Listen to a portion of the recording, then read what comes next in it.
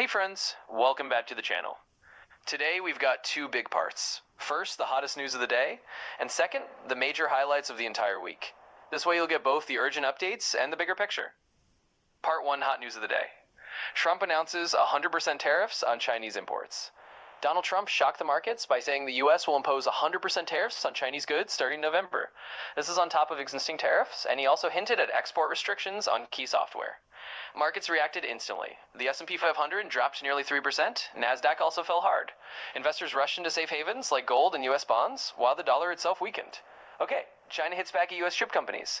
In response, China opened antitrust investigations into Qualcomm and tightened controls on Nvidia chip imports. This is part of Beijing's strategy to reduce reliance on American technology and build its own semiconductor ecosystem. Germany ready to give more financial power to the EU. Germany announced it is open to transferring part of its national regulators' powers to the European Authority ESMA. The goal is to unify Europe's capital markets and make cross-border investments easier. But critics warn, more EU control could also mean more bureaucracy. Okay, India stands to gain from the trade war. As U.S. importers look for alternatives to Chinese goods, India is emerging as a big winner. Textiles, electronics, and manufacturing exports from India are expected to grow. The EU updates its blacklist of tax havens. The European Union confirmed its list of 11 non-cooperative jurisdictions in taxation. This move is part of the fight against tax evasion and offshore money flows. Part 2, Weekly Roundup, October 6-10. Gold and silver hit historic records. Gold broke above $4,000 an ounce for the first time, up nearly 50% this year. Silver also surged past $50, its highest level since 1980. Goldman Sachs raised its target to almost $5,000 by 2026. Ray Dalio says investors should keep up to 15% in gold, while Warren Buffett still calls it useless. Okay, Nvidia reaches all-time high. Nvidia shares hit $195 after the US approved chip exports to the UAE. The deal could bring billions in sales, as the Emirates plan to import up to 500,000 AI chips each year. CEO Jensen Huang said demand for Blackwell chips is growing exponentially. Nvidia's market cap is up 45% this year, and some analysts now target $300. Tesla and GM race for affordable EVs. Tesla launched cheaper versions of the Model 3 and Model Y, starting at $37,000 to $40,000. 2 days later, GM introduced a new Chevy Bolt for under $30,000.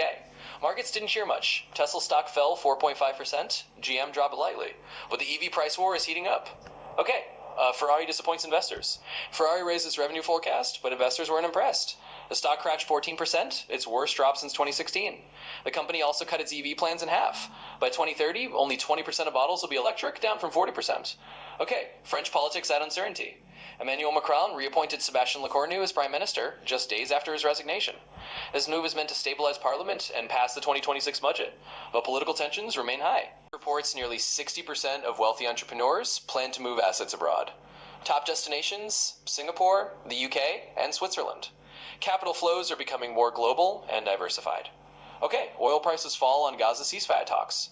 Brent crude dropped below $65. WTI near 61 after Trump announced a ceasefire plan in Gaza. Investors reduced the geopolitical premium, but analysts warn the situation remains fragile. ICE invests in Polymarket. Intercontinental Exchange, the owner of the NYSE, is putting up $2 billion into Polymarket. It's a prediction market platform where people bet on political and economic outcomes. This move could reshape how investors track public expectations. So, this week gave us a lot. Trade war tensions, record-breaking gold, Nvidia's growth, Tesla versus GM, and political instability in Europe. And today's breaking news only adds more fuel to the fire. Now I want to hear from you. Will gold really hit $5,000? Can Nvidia keep rising, or is it another bubble? Who wins the US-China trade war? America? China? Or maybe India?